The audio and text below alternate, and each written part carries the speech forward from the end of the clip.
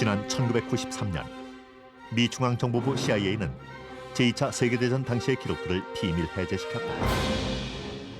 해금된 문서들 중엔 미국의 한반도 침투 작전 넵코 프로젝트도 포함돼 있었다. 태평양 전쟁 당시 CIA는 외딴 섬에 캠프를 만들고 비밀리에 요원들을 훈련시켰다. 그들의 임무는 일본 점령기인 한반도 침투였다. 이때 작전을 위해 19명의 한국인 요원이 따로 선발됐다. 그들은 각각 ABCD의 알파벳 암호로 기록되었다. 19명의 한인 요원, 그들은 과연 누구였을까?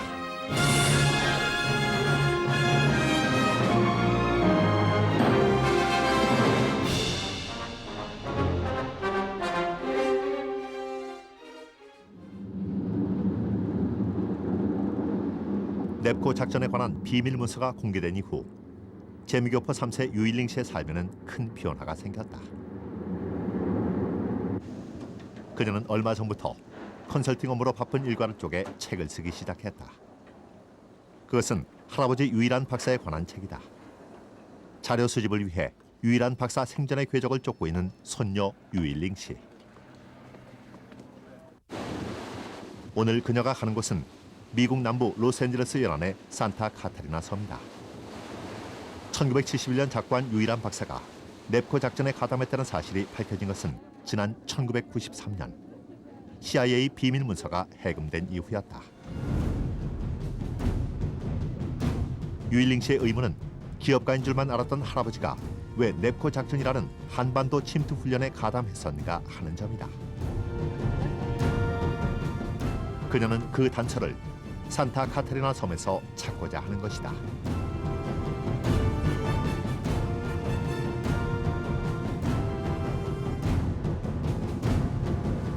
Project because they've only recently been declassified. They've only been recently open to us. And I heard stories from my grandfather and my aunt and my father about the involvement in the NAPCO project. And also, you know, my grandfather's life during World War II and after. And the more I learn about it, the more I am really admiring all of those Koreans who were living through that time and what they had to go through. And it makes me appreciate.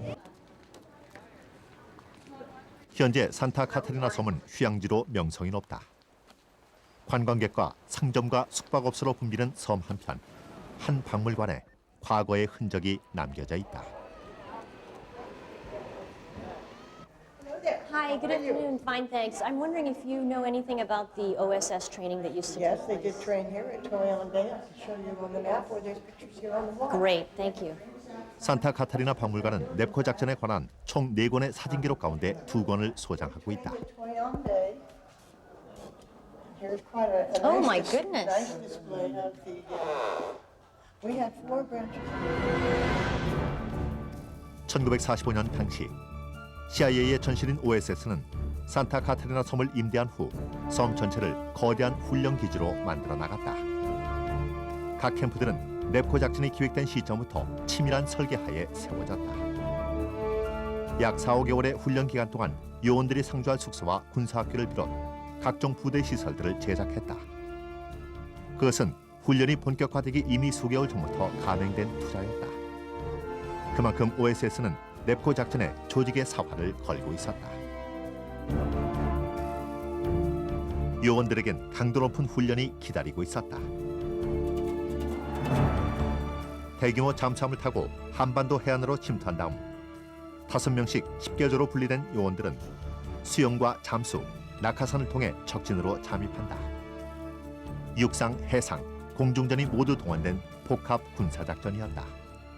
Okay, right. It's just across at the end. 요원들은 하나의 육탄 병기가 되어 목숨을 걸고 작전에 임해야 했다. All right. Plans. 훈련은 실전이나 다름없었다. Korea, because Japan 그러나 한인 요원들은 누구보다 적극적이었다. were very willing to join with the United States. 요인 암살이다 하면은 그 작전 그대로 보여주고 철로 폭파다 하면은 이륜을 가르친 다음에 반드시 그 철로를 폭발을 시켜가지고 이것이 어떤 식으로 구부러지냐 이걸 보여주고 저 자동차를 이렇게 폭발시킨다 하면은 했을 때 어느 정도 진행하다가 자동차가 폭발하는 거 이걸 실제적으로 보여주고 이렇게 하니까 그 훈련이 참 실제적이긴 했는데 정말 어려웠다는 얘기를 했어요. 산타 카타리나 섬의 해안선은 경사가 완만하고 다양한 형태에 많이 발달돼 있다. 이것은 한반도의 서해안과 매우 흡사한 형태다. Okay. Back in World War II, they put the cactus here on the island for a reason. What's that? So the terrain couldn't be taken over as easily. So they dumped cactus all over the island. And that's how the cactus got here? Yeah. Wow. These cactuses. OSS는 한반도 침투를 위해 당시 한국의 지형과 지리를 사전 답사, 치밀한 검토를 마쳤다. 침투 예상 지역으로 진남포를 경유한 평양과 인천 앞바다 섬들을 통한 서울, 평남과 충남 서산, 전남 목포 등의 서해안 일대가 선정됐다. 침투한 요원들은 현지 주민들을 모아 첩보와 무장 유교 활동을 전개해 나가야 했다. 이를 위해 OSS는 당시 한반도 사회와 정세, 지역별 민심까지도 정확하게 파악한 다음 반일 감정이 가장 심한 지역을 목표 지점으로 택했다. 한반도 지세에 밝은 한인 요원들은 이 같은 임무의 적임자였다. 그렇다면 1945년 당시 미국은 왜 한반도 침투를 계획했을까? 넵코 프로젝트의 계기가 된 사건은 1941년 12월 7일 일본의 진주만 기습이다. 수천 명의 사상자와 막대한 군사적 피해를 입은 이 사건으로 루스벨트 행정부는 2차 대전 참전을 결정하고 전쟁의 승리를 위한 종합정보기구 COI를 조직한다. COI는 이듬해 OSS로 발전한다. 당시 일본은 국제세계 무법자였다. 심지어 미국과 영국의 관할 구역이던 극동 지역까지 노리고 있었다. 이것이 결정적으로 미국을 자극했다.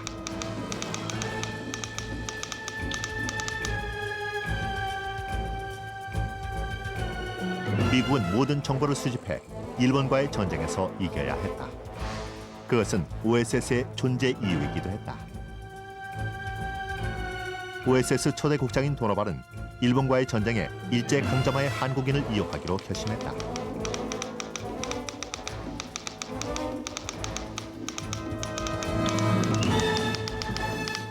이러한 도노발의 결정에 영향을 미친 사람은 에슨 게일이었다. 게일은 중국 상해에서 30년간 근무한 중국통으로 한국의 독립운동가들과 교분이 있었다. 그는 한국이냐말로 OSS와 협력할 수 있는 최적임자로 꼽았다.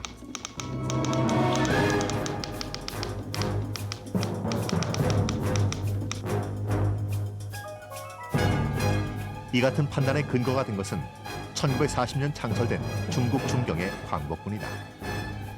당시 중국과 만주 일대에서 활동하는 광복군의 수는 약 3만 5천 명에 달했다. 이들은 일본군에 대한 기습 공격을 감행하는 등 상당한 전화를 올리고 있었다. 중국 내 OSS에게 이러한 한국인의 활약은 매우 인상적인 것이었다. The most attractive plan for the OSS on the mainland China theater was to gather Koreans who were in exile. You know, Koreans were regarded as people without country. They were occupied, their country has been lost to the Japanese. So they were all very important in all the places, and they're not easily identified by the locals. If you have like white Americans go to China, to go to Korea, to go to Manchuria, it'd be easily identified. So Korea is very important. So they started the project. They initially didn't have a name for it. Later on, in late 1944 and 1945, I'm sorry, they called that the Eagle Project. 취재팀은 당시 중국 광복군으로 활동했고 중국 OSS의 독수리 작전에도 가담한 바 있는 김우전 선생을 만났다.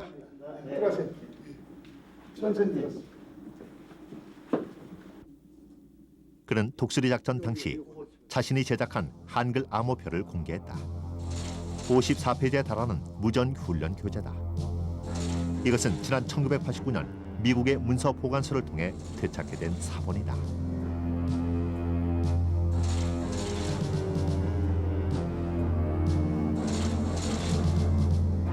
1940년 중국 중경으로 옮겨온 대한민국 임시정부는 광복군을 창설하고 당시 장개석 중국 총통의 지원을 받아 본격적인 전쟁 활동을 전개했다. 중국 정부의 적극적인 지원과 한국인들의 활약은 소규모 후대했던 광복군의 위상을 높여주었다. 김구 선생이 이제 그 장기석 총통한테 얘기해가지고 군사위원회 얘기해가지고 그게 이제 한미 군사합작이 이루어지게 됐다 이게. 그러니까 위상이 아주 높아졌죠. 그냥 그저 쉽게 뭐저 OS가 원래 한 부분적으로 소부대로 활동하는 게 그 이제 부대 번연인데 이건 그렇게 안 됐단 말이에요. 그러니까 그건 김구 선생이 목표를 달성하고 더군다나 국내에 진격 작전을 하는 그 부대를 양성하기 때문에 기대가 컸죠. OSS는 수백 명의 광복군 가운데 체력과 지능, 대담성을 고려해 50명의 한인 요원을 선발했다. 그러나 약 3개월간의 훈련 기간 동안 훈련의 주도권은 OSS가 아닌 광복군이 쥐고 있었다. 그것은 명실상부한 최초의 한미 군사 합동작전이었다. 가서 훈련 시작하고부터는 그저 미국 사람하고 같이 미국 군인들하고 같이 지내니까 미국 군복 입고 음식도 같이 먹고 모자만은 광복군 모자 모양 같은데 모표는 광복군 모표 달고 요게 코리안 아미라는 이 현장 달고 그거이 우리 광복군이라는 걸 나타내는 거죠. 그렇게 말하자면 우리 주체성이라고 그럴까 그걸 나타내려고 애썼어요 우리는. 뭐 그렇지 우리는 광복군으로 해서 연합군하고 합작이니까 우리는 그 목표가 연합군의 교전단체 하나가 된다. 우리는 민족의 군대다. 대한민국의 임시정부의 국군이다. 이런 입장이니까요. 그러니까 항상 태극기 고개 띄우고 아침 전하고 애국가 부르고 태극기 올리고 내리고 그렇게 해서 미국 사람들은 그냥 교관 노릇만 하는 거예요. 먹을 것과 물자가 절대적으로 부족한 상황에서 한국인들은 강도 높은 훈련을 견뎌냈다. 그들은 오로지 일본과의 전쟁에 운명을 걸고 있었다. 그러한 한국인들의 독립의지와 주체적인 태도는 미국인 교관들에게 강한 인상을 남겼다. 그들 중엔 존 싱글러브도 있었다.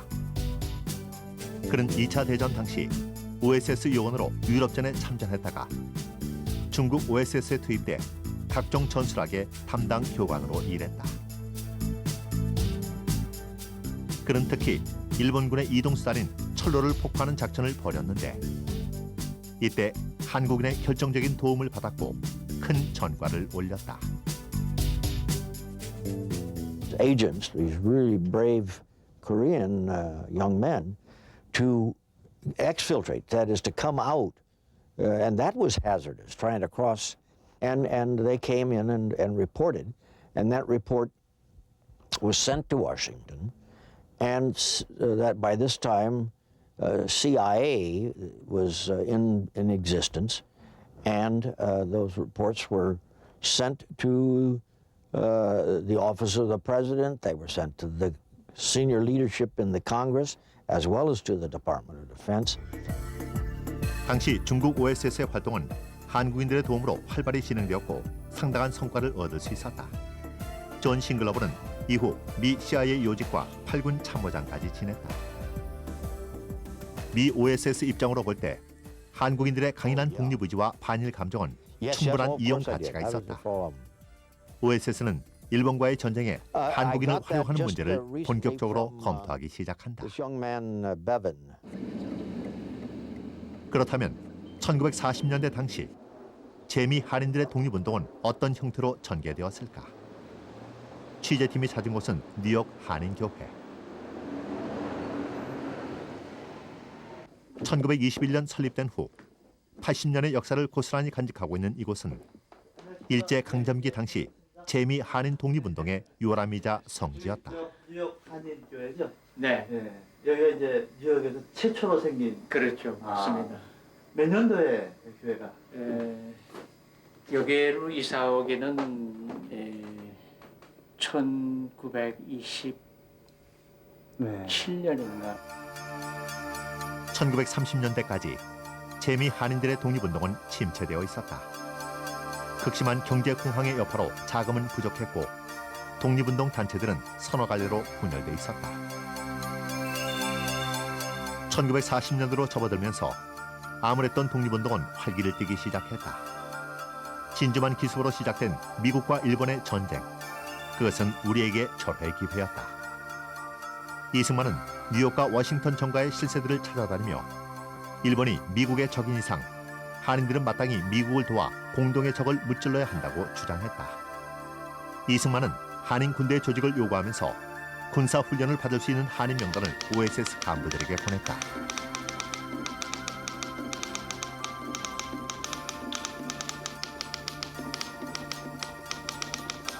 당시 이승만이 끈질기게 요구한 것은 약 2만 5천 명 규모의 미 정부의 승인을 받은 공식적인 대규모 군대였다.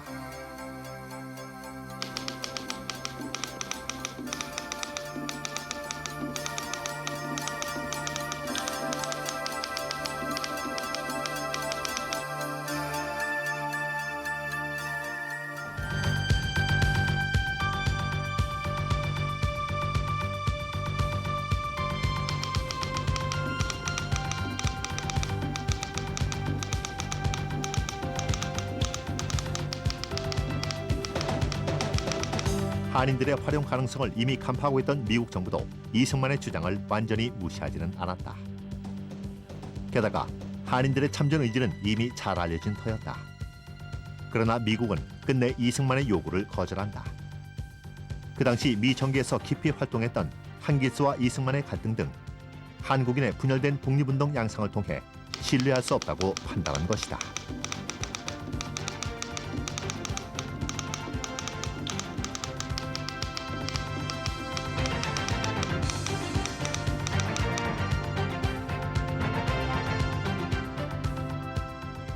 이승만 박사는 가급적이면 OSS와 연계를 임시정부와 OSS의 공식적인 관계로 설정하고 싶어 했습니다. 그렇지만 이것은 OSS에게 큰 부담이 되었습니다.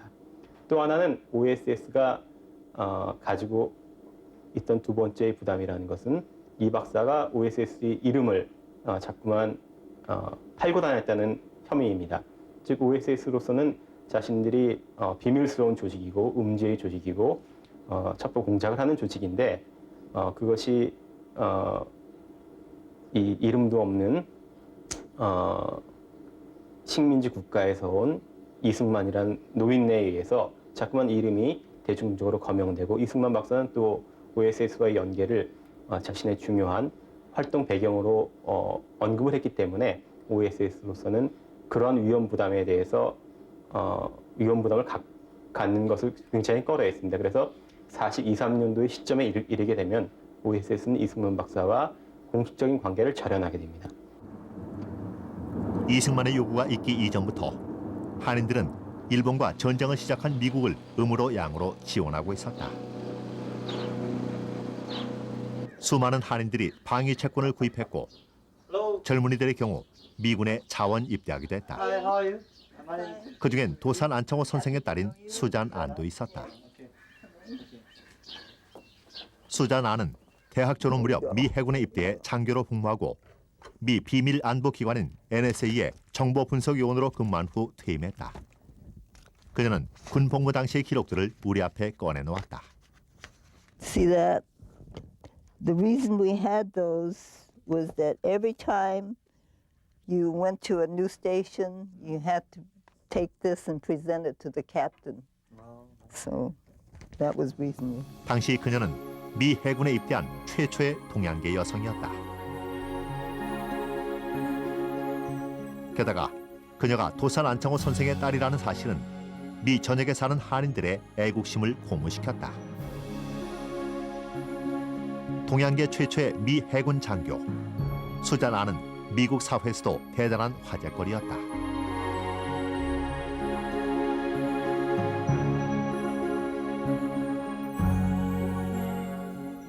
Then, as I went through across the country, they always found me as interesting. Well, first of all, here's a Korean in a United States Navy uniform. I mean, that, you know, sometimes I have to tell you this. I was in Richmond, Virginia, and I was with another wave, and I was walking, and I passed a restaurant with a big window. And when I walked by, the guy that was eating stopped and had his fork in the air when he saw me. Because whoever saw an Asian in a United States Navy uniform? 단지 일본과 싸우겠다고 미군에 자원 입대하는 한인들의 적극적인 반일 의지는 한국인에 대한 미국 정부의 인식을 바꿔놓았다. 진주만 기습 이후 미국 내 일본인들은 적국민으로 분류되었다. 문제는 일본 지배하의 한국인들 또한 일본인과 똑같은 적국민으로 간주당하고 있었다는 사실이다. 따라서 FBI를 비롯한 미국 정부에 대해 한국인의 정체성을 알리는 일은 무엇보다 중요하고 시급한 과제였다.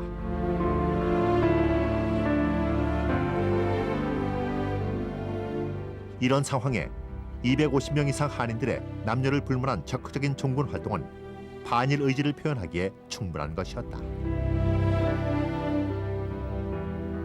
My motive was, to fight the Japanese. I mean, we had no country. And this was a good way to serve Korea. Although I was born here, the sense of being Korean has been very strong always. All my life, my father was not home because he was working for the independence of Korea. And so when this opportunity came up to join the Navy and fight the Japanese, that was my chance. 비록 몸은 고국을 떠나 있었지만 재미 한인들의 독립의지는 절박한 것이었다. 그들의 자취는 뉴욕 한인교회와 사람들의 기억 속에 지금도 희미하게 남아있다. 여기서 그분들이 이거 개정됐지만 그 전에는 더 형편없었죠. 여기서들 다들 모이셔가지고 친목들도 하셨지만 주로 독립운동, 우리나라를 찾아야겠다.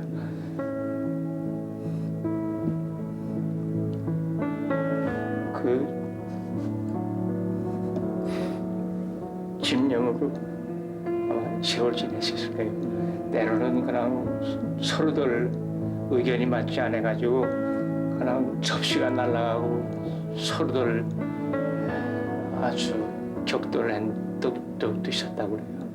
근데 그 사람들이 다 항일 사상, 일본 사람들하고 싸워서 우리가 조국에 해방이 되어갔더니 그 열정 때문에 그런 거예요. 그 외에는 없어요. 그리고 그분 중에 결혼한 분들이 별로 없는 이유도 여자들이 별로 없잖아요. 그래서 혼자서 그렇게 애쓰면서 일생 동안 일하고 또 어떤 분은 내가 할 수 있는 부분은 벌어서 이렇게 둬야 되겠다고 그래가지고 그냥 돈으로 계속해서 둬서 독립운동하는 사람에서 상회로 보내고 이렇게 한 거죠. 저쪽에 그 보이라룸은 참 너무 비참해요. 그들은 자신의 모든 삶을 독립운동에 바쳤다.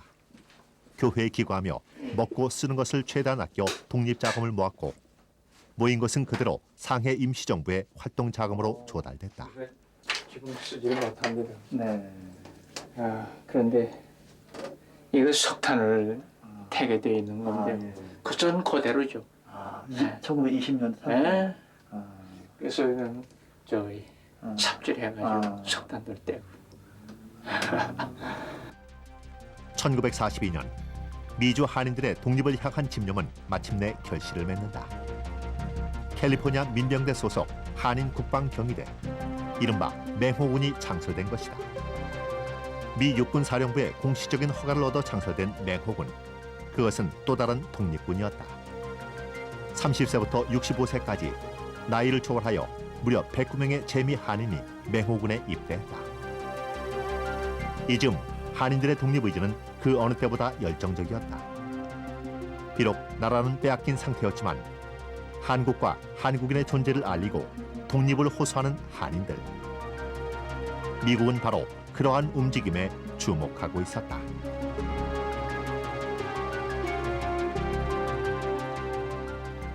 1942년 여름에 그 재미한족연합회에서 태극기를 만들어 가지고 각 시에 보내서 그 나라를 잊어버린 소수민족들의 국기를 개양하는 날이 있었어요. 그때에 그 재미한족연합회 집행위원장인 김호 씨가 태극기를 보냈고 또 그 받아서 고맙다는 그 편지들이 여러 도시에서 왔습니다. 그 유명한 바리톤이 있었는데 그 사람이 그 애국가를 불러서 모든 사람들이 아주 감격해했고 여자들은 다 한옷들을 입고 나왔고 그런 30몇 년 만에 태극기가 자기네들이 사는 LA 시청 휘날리는 날이었어요.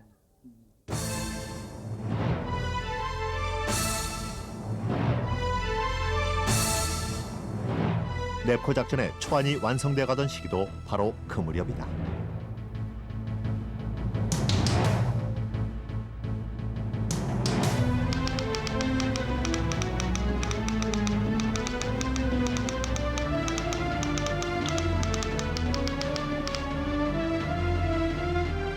재미 한인들의 독립의지와 한일의식에 주목하고 있던 OSS는 한국인 요원을 넵코 작전에 투입하기로 최종 결정했다.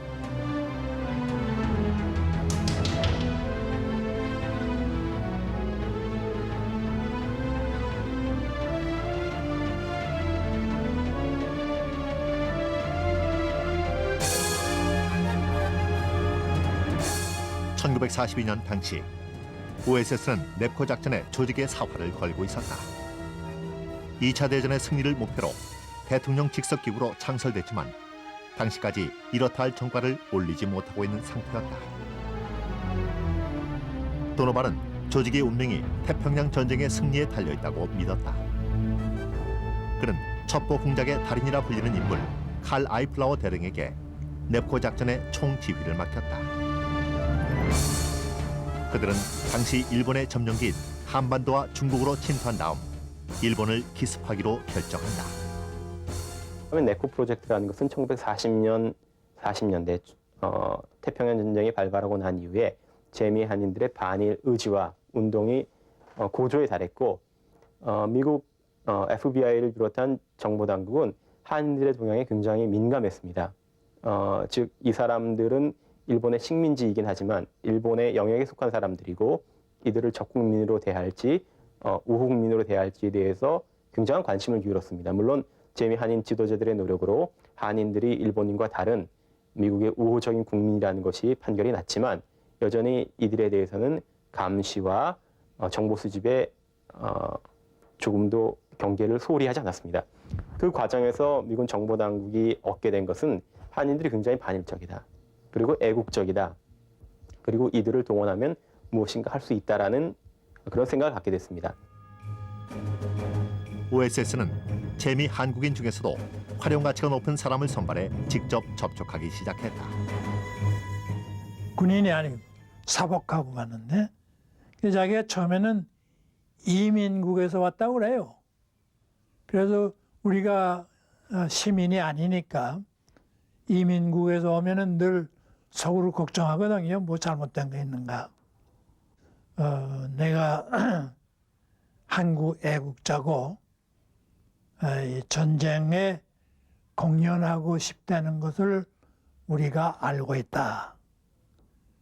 그런 기회를 우리가 줄 수 있는데 내가 우리 그룹에 참가하겠느냐. 그 무슨 그룹인지 그 말해보라. 조건을 알아야겠다. 그러니까 우리 그룹은 OSS다. 우리가 너를 입대식에서 훈련을 시킨다. 무슨 훈련을 시키냐? 내가 한국에 들어가야 된다. 언제 들어가냐? 전시에 들어가야 된다. 일본이 점령하고 있을 때에 들어가야 된다. 1942년 당시 대학 교수로 영어와 군사적 능력까지 갖추고 있던 선우 박사였다. 19세기 그러나 그는 결국 넵코 작전에서 제외됐다. 잠수를 하지 못한다는 이유였다.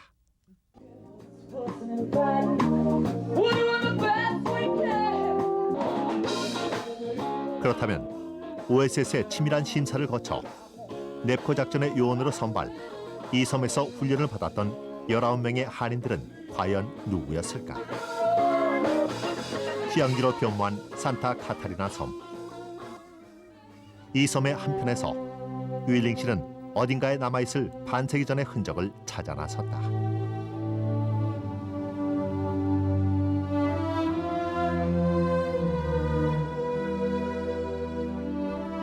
온통 차가 받친 해변가. 무심한 시선들 사이로 방치된 녹슨 고철 덩어리의 의미란 알 길이 없다. 그러나 유일링 씨에게 이런 과거의 흔적들은 남다른 감회로 다가온다. 바로 그녀의 할아버지 유일한 박사가 넵코 작전에 참가한 19명의 한인 요원으로 이 섬에서 훈련을 받았던 것이다.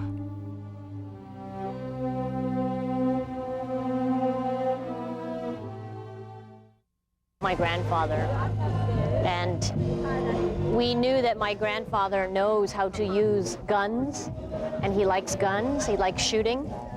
We knew that he was very physically capable. We knew that he could do some martial arts or combat without weapon. We knew he had some kind of training like that. Of course, my father and his sister, my Como, knew that during the war my grandfather was often away from home. Maybe he would come 1 week and then he would be gone for 3 or 4 or 5 months. And they knew that he was doing something, and they knew that he was being trained. He looked very different, but they didn't know exactly what. But again, they were not allowed to talk about it. They should keep secret. 해금된 넵코 문건에조차 공작원들의 신상에 대한 설명은 없다. 다만 1945년 3월까지 선발한 한인 요원 8명의 간단한 이력이 ABCD의 알파벳 암으로 명시돼 있을 뿐이다. 그중 A에 관한 기록.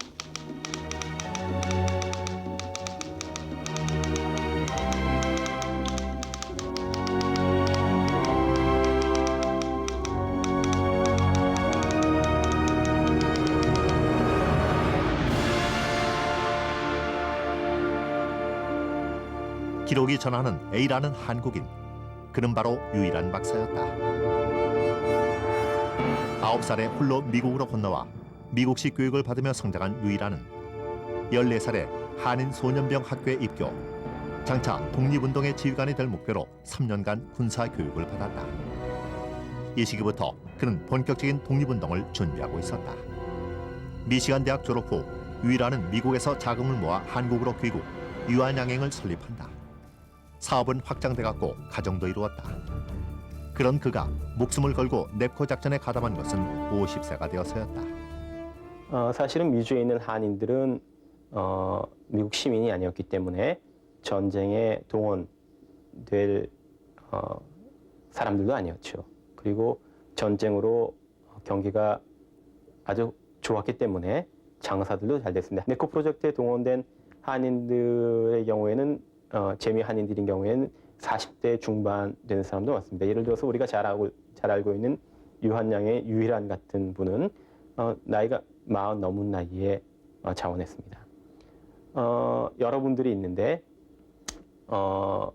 넵코 프로젝트에 가담하기 위해서 성형수술을 한 사람도 있습니다. 사마귀 제거 수술을 한 사람도 있고 이근성이라는 분이 그렇습니다.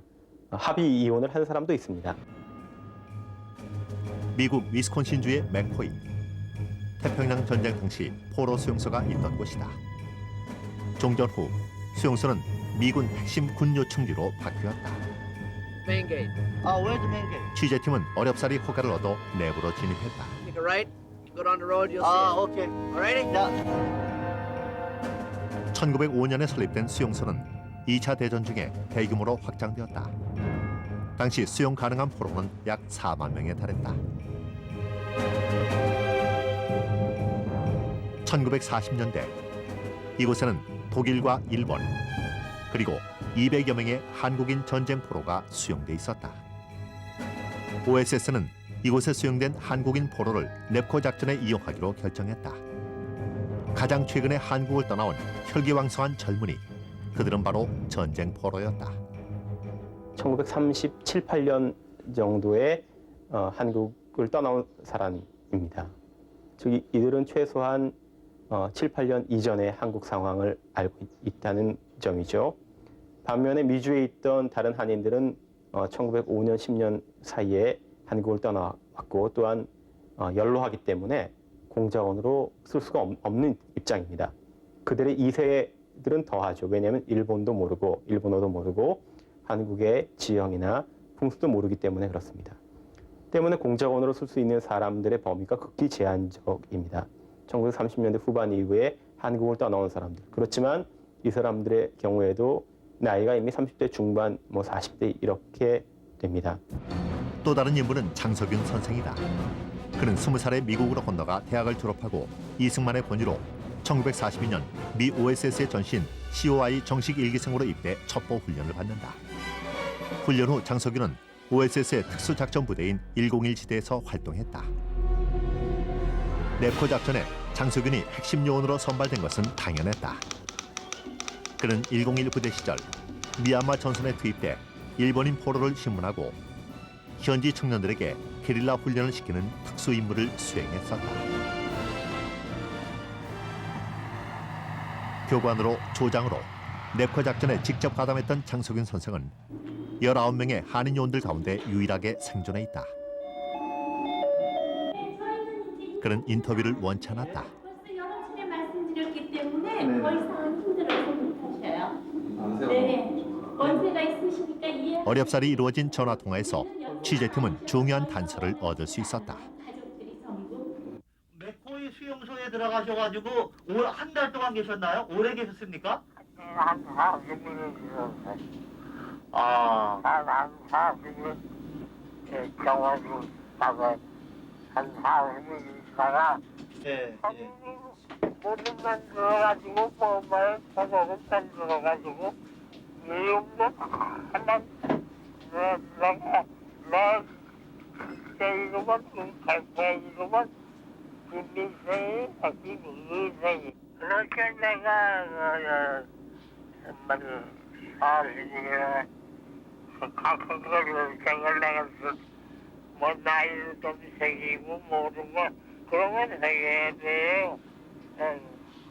그래가지고 들어가고 나를 보고 자기는 또 아이고 사람까지 수염도 내고 메코이 수용소에서 한국 사람들 뽑아가지고 훈련 시켰잖아요. 네.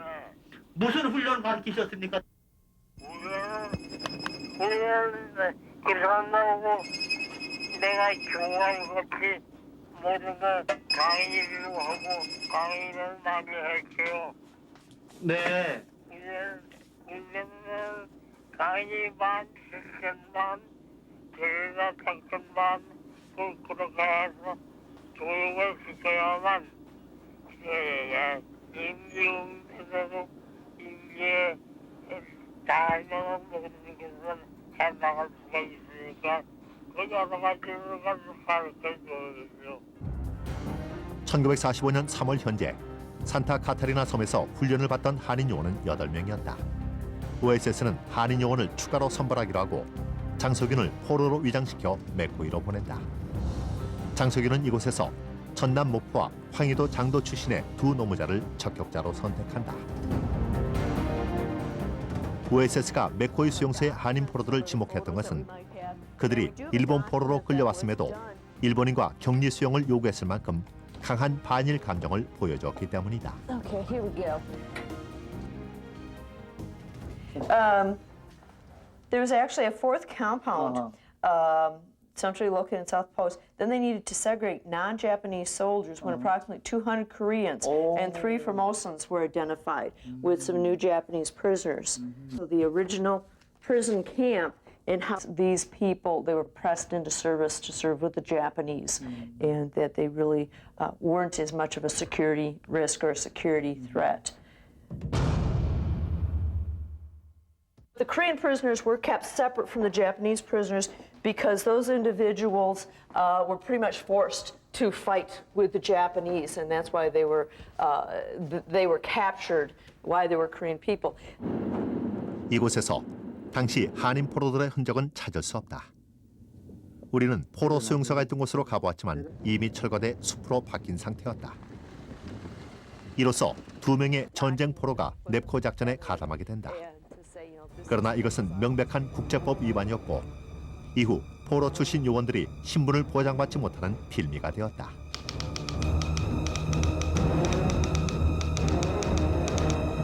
(1945년 5월) OSS는 또 다른 포로들을 추가로 선발하게 된다.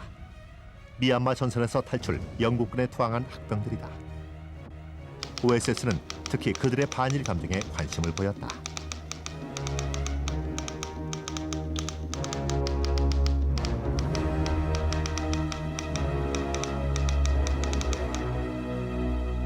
OSS는 당시 영국 포로 수용소에 수감돼 있던 학병들을 미국으로 보내줄 것을 요구했다.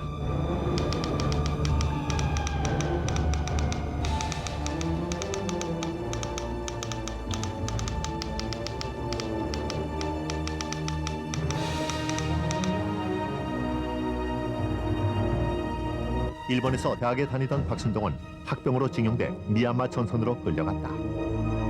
그는 일본군 진영에서 과감히 탈출, 영국군에 투항했다. OSS가 지목한 것은 바로 그의 목숨을 건 탈출 과정이었다. 내가 투항한 목적은 일본군과 싸우기 위해서지 포로 생활을 위해서 투항한 게 아니다. 생명이 아까워서 한 게 아니다. 일본군과 싸우게 해다오. 아니면 내가 여기서 굶어 죽겠다 해서 한 일주일을 굶어버리신 거예요. 그러니까 거기서 이제 영국군이 안 되니까 영국군 본부 인도 뉴델리를 거쳐서 영국으로 해서 미국으로 넘겨버린 거죠. 미국으로 가서는 영국에서 이 사람들은 포로로 대우받으려면 차라리 굶어서 자살하겠다 이렇게 나오는 사람들이다. 이게 이제 연결이 돼가지고 미국에서는 여기는 OS 대원으로 그 하면은 이용 가치가 있다 이렇게 판단했던 거죠. 그러니까 넘어가서 비행기 타고 넘어가니까 바로 제복 입혀서 산타 카나리아 섬으로 가서 이제 OSS 그 대원으로 여기 훈련에 들어가게 된 거죠. 박순동과 이종실, 여기에 또 한 명의 학병 박형무가 추가되면서 3명의 미얀마 탈출 학병에 대한 신병 인도 작업이 신속하게 이루어졌다.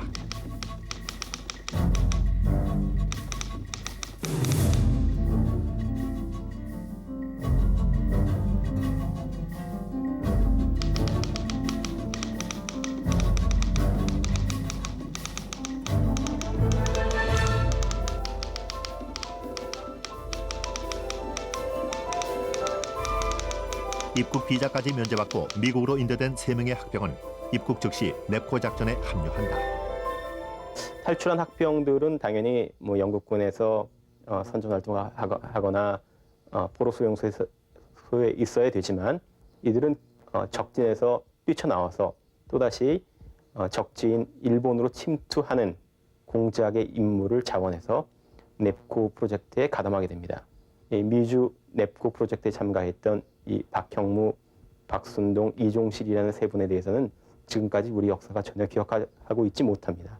제가 보기엔 이들에 대한 재평가나 이들의 애국심에 대해서는 우리가 반드시 기억하고 재평가해야 된다고 생각합니다. 19명의 한인 요원이 최종적으로 선발됐다. 대부분 30대에서 50대까지 중장년층인 그들은 산타 카타리나 섬에서 혹독한 훈련을 받으며 일본과의 일전을 벌일 그날만을 기다리고 있었다. 그런데 넵코 작전의 실행이 무산된 것은 1945년 8월 15일 일본의 항복으로 전쟁은 끝나버렸고 한인 요원들의 희망도 물거품이 되어버렸다. 포로 출신이었던 6명의 요원들은 또다시 하와이 포로 수용소로 이송됐고 2년 후 귀국했다.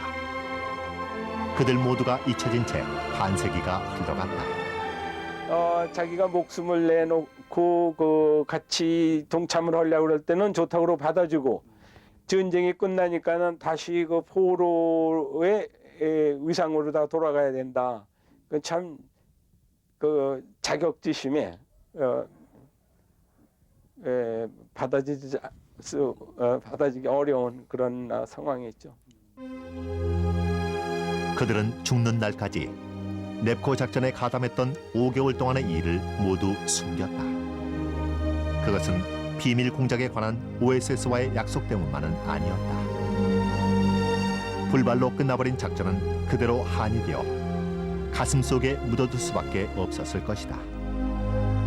그렇다 해서 우리가 그들을 잊어도 되는 것일까? 오늘 우리가 역사 속에서 보아야 할 진실, 그것은 끝내 말할 수 없었던 비밀 속에 아직도 남아있을지 모른다.